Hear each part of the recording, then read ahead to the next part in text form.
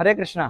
వైష్ణవులైనటువంటి వారు ముఖ్యంగా చైతన్య మహాప్రభు యొక్క సాంప్రదాయంలో ఉన్నటువంటి వైష్ణవులు, కృష్ణ భక్తులైనటువంటి వాళ్ళు, పార్వతి దుర్గా అంటే అమ్మవారి యొక్క ఆలయానికి మనం వెళ్ళినప్పుడు బ్రహ్మ సంహితలోని ఈ చక్కటి శ్లోకాన్ని స్తుతిస్తూ మనం ప్రణామం చేయాలి.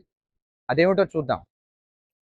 సృష్టి స్థితి ప్రళయ సాధన శక్తి రేఖ ఛాయేవ యస్య భువనాని బిభర్తి దుర్గా ఇచ్చానురూపమపి యస్య చ చేష్టతే సా గోవిందమాది పురుషం తమహం భజామి. అంటే భగవంతుని బాహ్య శక్తి అయినటువంటి మాయ, ఆమె భగవంతుని చిత్ శక్తి యొక్క ఛాయా స్వభావం కలిగినటువంటిది.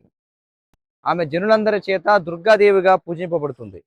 ఆమె ఈ భౌతికమైనటువంటి ప్రపంచాన్ని సృష్టించే, పోషించే, నాశనం చేసేటువంటి శక్తి. మరి ఎవరి యొక్క ఆజ్ఞ మేరకు ఈ దుర్గాదేవి స్వయంగా పనిచేస్తూ ఉంటుందో, ఎవరి యొక్క నియంత్రణలో ఈ దుర్గాదేవి పనిచేస్తూ ఉంటుందో, ఆ పూర్ణ పురుషోత్తముడైనటువంటి గోవిందునికి నా వినయపూర్వకమైన ప్రణామాలు అని మనం కీర్తించాలి. మనం ఎప్పుడైనా సరే విష్ణు ఆలయాలను సందర్శించినప్పుడు చైతన్య మహాప్రభు సాంప్రదాయంలో అంటే బ్రహ్మమత్వ గౌడీయ వైష్ణవ సాంప్రదాయంలో మనం ఎప్పుడు కూడా ఆధ్యాత్మిక గురువుని, ఆచార్యుడిని, భగవంతుడిని మన ఎడమ పక్కన పెట్టుకొని మనం ప్రణామం చేస్తాం.